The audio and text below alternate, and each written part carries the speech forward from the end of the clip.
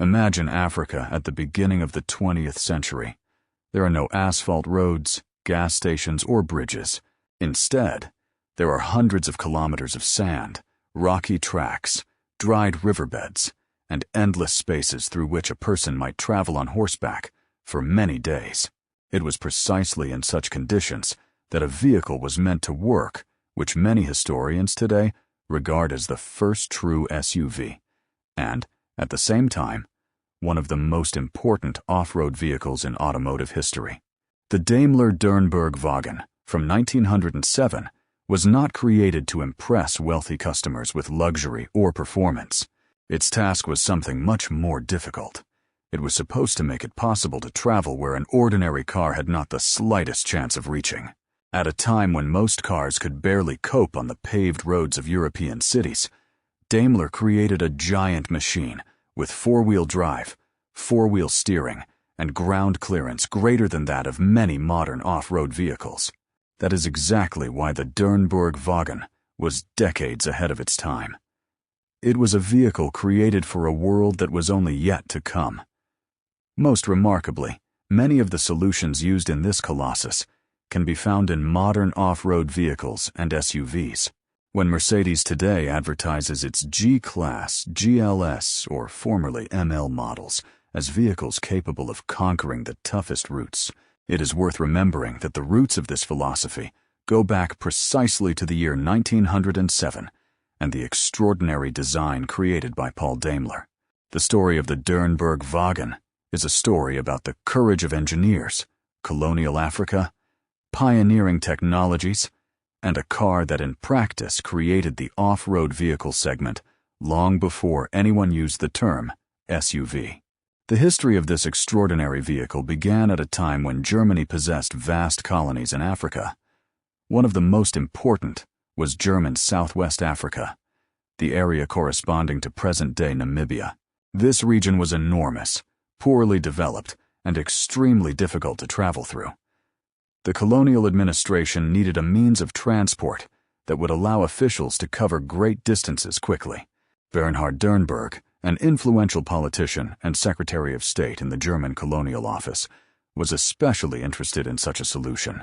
His task was to oversee administrative reforms and travel between distant outposts scattered across the African interior. Traditional means of transport were slow. Horses and wagons required many days of travel, and existing cars were practically unsuitable for driving through sand and rocky wilderness. Dernburg needed an exceptional vehicle, not another luxury automobile, but a machine capable of crossing terrain that remained unreachable for other cars. The order went to Daimler Motorengesellschaft, one of the most innovative automotive companies of its era. The task was entrusted to Paul Daimler, the son of Gottlieb Daimler himself.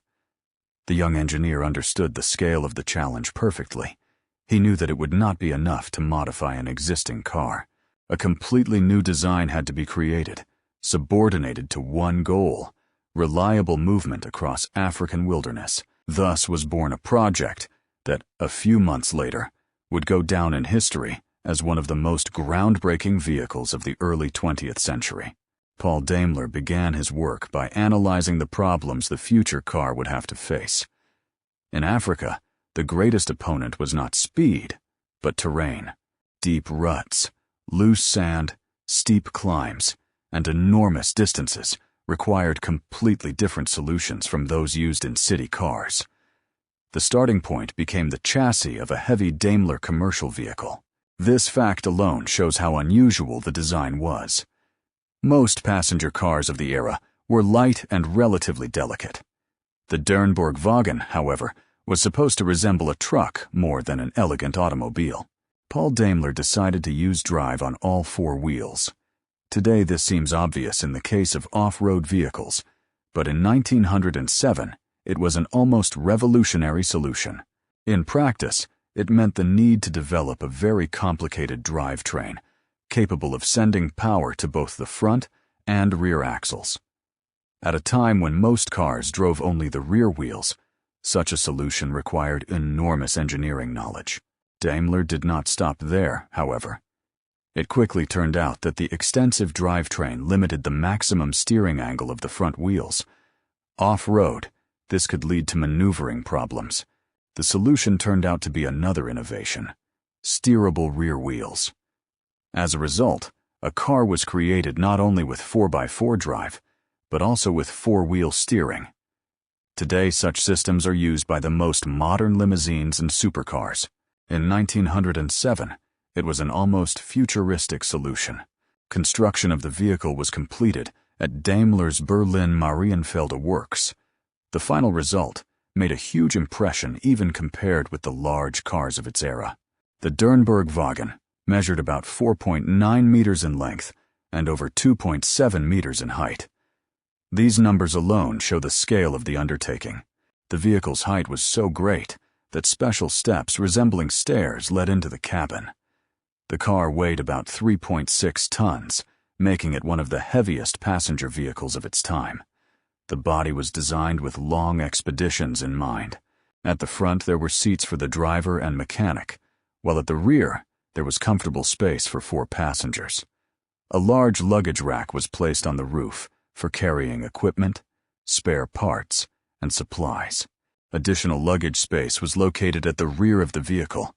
The designers also provided special covers protecting passengers from the African sun, dust, and sand. The whole thing resembled an expedition research vehicle more than a classic passenger car. It is worth remembering that this was an era when most cars did not even have enclosed cabins. Meanwhile, the Dernburg-Wagen was designed for multi-day journeys through the inhospitable terrain of colonial Africa. Every element of the design was meant to serve reliability and functionality. Aesthetics came second. Durability, obstacle crossing ability, and passenger safety mattered most. Thanks to this, a vehicle was created that in many respects can be considered the ancestor of modern expedition vehicles and luxury off-roaders. The technical specifications of the Daimler Dernburg-Wagen were as extraordinary as its history. The heart of the vehicle was a 4-cylinder gasoline engine with a displacement of about 6.8 liters. At a time when many cars had engines of 2 or 3 liters, this was a true giant. The engine developed about 35 horsepower at only 800 revolutions per minute. Today such a figure does not make much of an impression, but in 1907 it was entirely sufficient to power even very heavy vehicles. It must be remembered that the designers did not create the Dernburg-Wagen with high speeds in mind. Its task was to cross difficult terrain, and there, high torque available at low engine speed was much more important than maximum power. Thanks to this, the car could climb steep hills, push through sand, and start from a standstill even when fully loaded. Maximum speed was about 40 kilometers per hour, which in the conditions of the early 20th century was a completely acceptable value. In practice, most journeys took place much more slowly. When driving through the desert regions of Namibia, what mattered was often not how quickly one could reach the destination, but whether one could reach it at all. The engine worked with a 4-speed gearbox and 1 reverse gear. This was a very advanced solution for its era. Combined with all-wheel drive, it gave the driver the ability to choose the appropriate gear ratio for almost any off-road situation. It was precisely this drivetrain that allowed the enormous vehicle to climb gradients of up to 25%. For a modern driver, this may not seem like a spectacular result, but 120 years ago it was a result that inspired genuine admiration among engineers. The greatest revolution, however, was the drivetrain itself. The Daimler Dernburg-Wagen was one of the first passenger cars in history equipped with permanent 4-wheel drive. It was not a simple system with an engageable axle, but an advanced construction designed specifically for work in the toughest conditions. Power from the engine went to a centrally mounted gearbox, and then, by means of 2 drive shafts, was transferred to the front and rear differentials. Both axles received drive at the same time. This solution made it possible to use the available traction of the wheels far more effectively. In desert conditions, this was of enormous importance. When one wheel began to sink into the sand, the others could still transmit torque and help the vehicle get out of a difficult situation. Today, a similar principle of operation is the foundation of every modern off-road vehicle. But in 1907, it was a real sensation. Paul Daimler also had to solve the problem of protecting the whole system from dust and sand.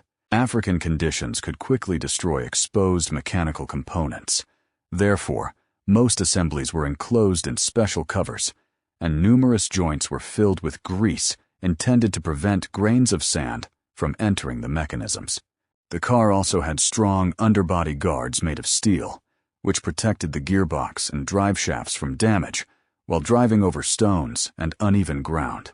As a result, an exceptionally resistant construction was created for the conditions for which it had been designed. Many modern off-road vehicles use similar protective solutions, although today they are made from more advanced materials. One of the most extraordinary elements of the design was the four-wheel steering system. Today, such a solution is associated with luxury limousines, or supercars, costing hundreds of thousands of euros. In the case of the Dernburg-Wagen, however, it was a necessity. The extensive covers of the front axle mechanisms limited the maximum steering angle of the front wheels to about 23 degrees. For a vehicle meant to travel along narrow roads and avoid off-road obstacles, this was definitely too little. Paul Daimler therefore decided to use steering on the rear axle as well.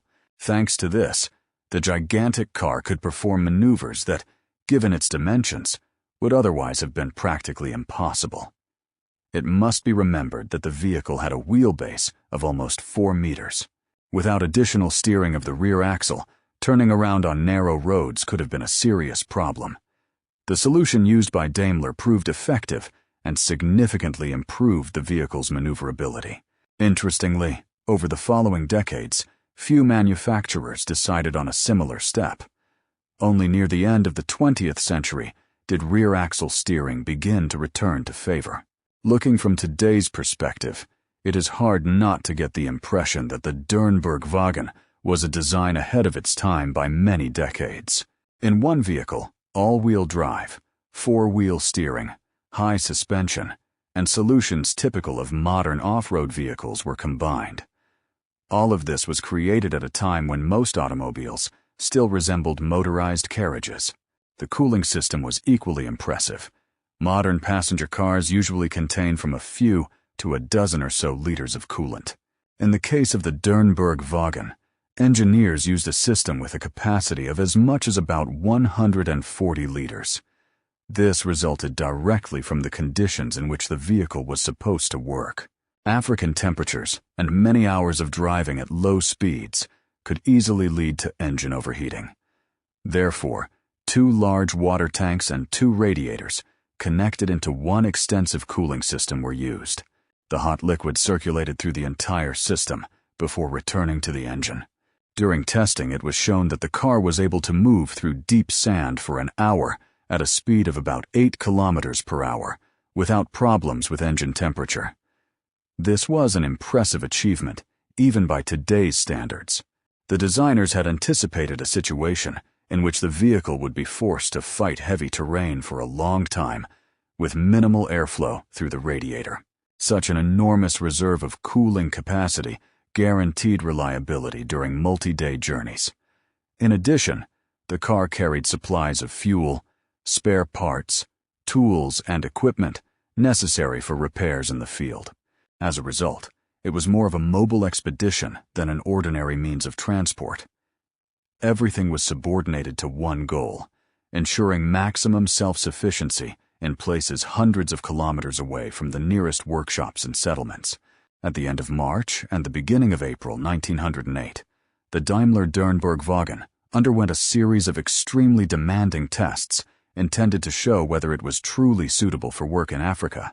The trials were carried out on a route of about 1,677 kilometers between Berlin-Marienfelde and Stuttgart-Untertürkheim and back.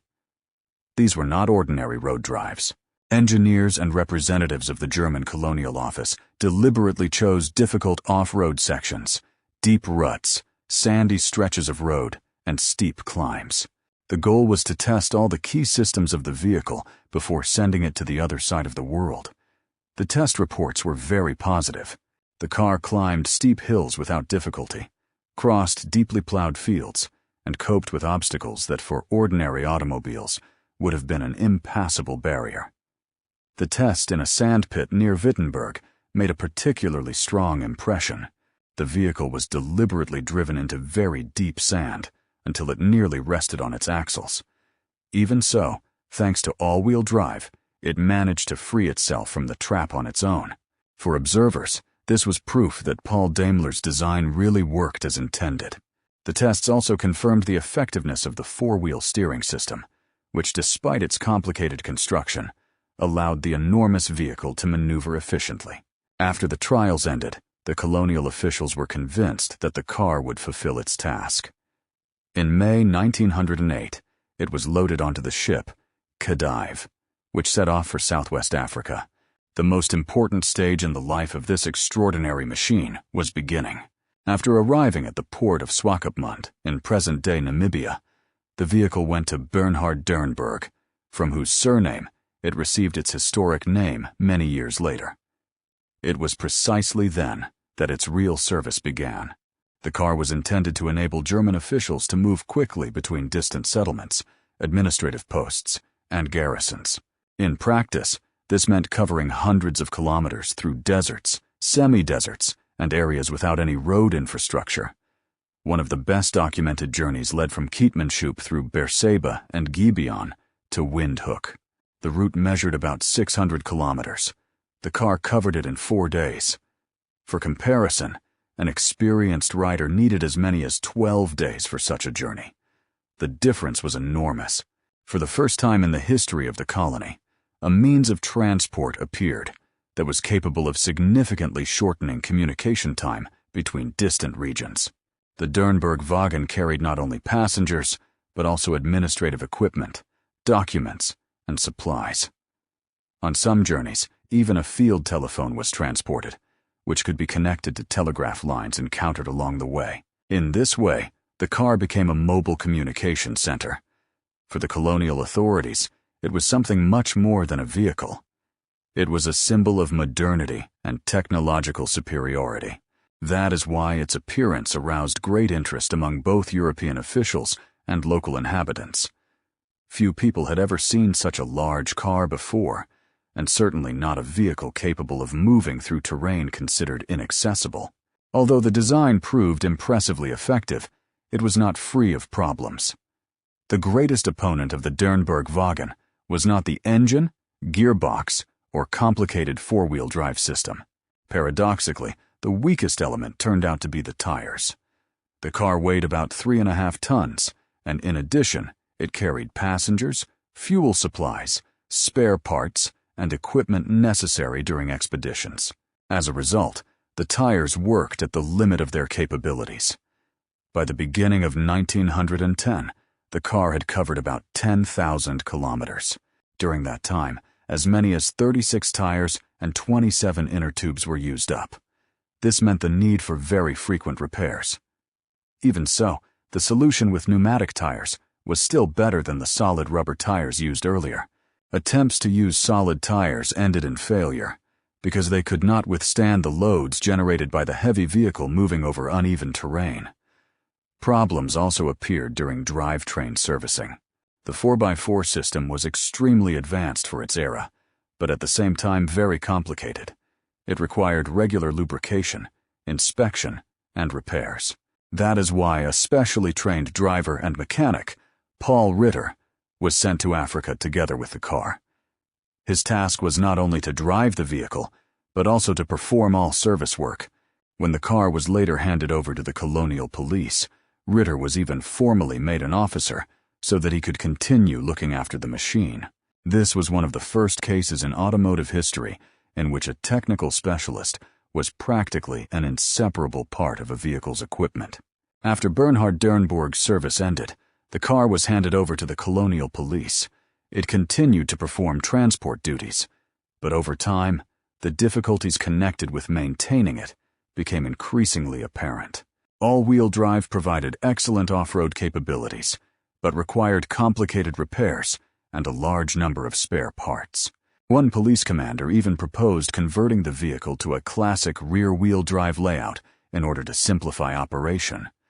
Surviving documents suggest that such a modification probably was indeed carried out, although the details are unknown. The later fate of the car remains a mystery. It is known that it was still used before the outbreak of the First World War, but later all trace of it disappeared. It is not known whether it was destroyed during military operations, dismantled for parts, or simply abandoned and forgotten somewhere in the African wilderness.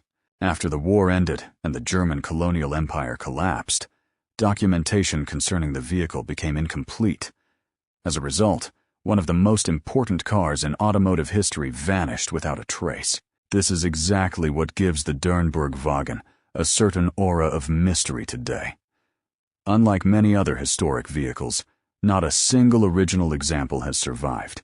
Everything we know about its appearance and construction comes from photographs, technical drawings, and archival documents. Only in 2006 did Mercedes-Benz decide to recreate the vehicle in the form of a detailed 1/4 scale replica, prepared for the centenary of passenger cars with four-wheel drive.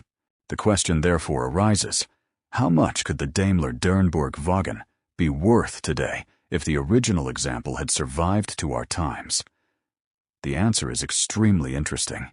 Even ordinary cars from the first decade of the 20th century achieve auction prices counted in millions of dollars. Rare Mercedes, Benz, Rolls-Royce, or Bugatti cars from this period can cost from several to even a dozen or more $1 million. However, the Dernburg-Wagen was not an ordinary car. It was the first off-road passenger car with four-wheel drive, the first vehicle with 4x4 drive created for everyday use, and one of the first cars equipped with four-wheel steering. Its historical significance is comparable to the role of the Benz patent motorwagen or the Ford Model T. If the original were found and appeared at a prestigious auction, many experts believe that its value could exceed even several tens of millions of dollars. Some collectors would be willing to pay even more because such a vehicle represents an absolute one-off. In practice, however, it is hard to imagine its sale. If it were found, it would probably immediately become a museum exhibit of international importance. For Mercedes history, it would be one of the most valuable monuments of technology, and for the whole of motoring, an invaluable testimony to the birth of off-road vehicles. Therefore, its true value cannot be determined solely in money. It would be an object with the status of world technical heritage. So why is the Daimler Dernburg-Wagen an icon of motoring? Because it was something much more than just a car created for a German colonial official. It was a vision of the future realized at the beginning of the 20th century. It was the first to combine four-wheel drive, four-wheel steering, high ground clearance, specialized tires, and a construction intended for off-road driving. In practice, it created a pattern later used by countless off-road vehicles, military vehicles, and modern SUVs. When we look today at the Mercedes G-Class, Land Rover Defender, or Jeep Wrangler, it is easy to see the same philosophy, the ability to reach where others cannot. The Dernburg-Wagen was the first vehicle designed precisely with that idea. What is more, it was created at a time when most manufacturers were only just learning how to build reliable road cars. Paul Daimler created a design decades ahead of its time. Although the original example has disappeared, its influence on the development of motoring remained enormous. That is precisely why historians often call it the world's first SUV and the spiritual ancestor of all modern off-road vehicles. The Daimler Dernburg-Wagen was not the fastest, the most beautiful, or the most luxurious. It was, however, one of the most groundbreaking cars ever built, and that makes its place in automotive history absolutely exceptional.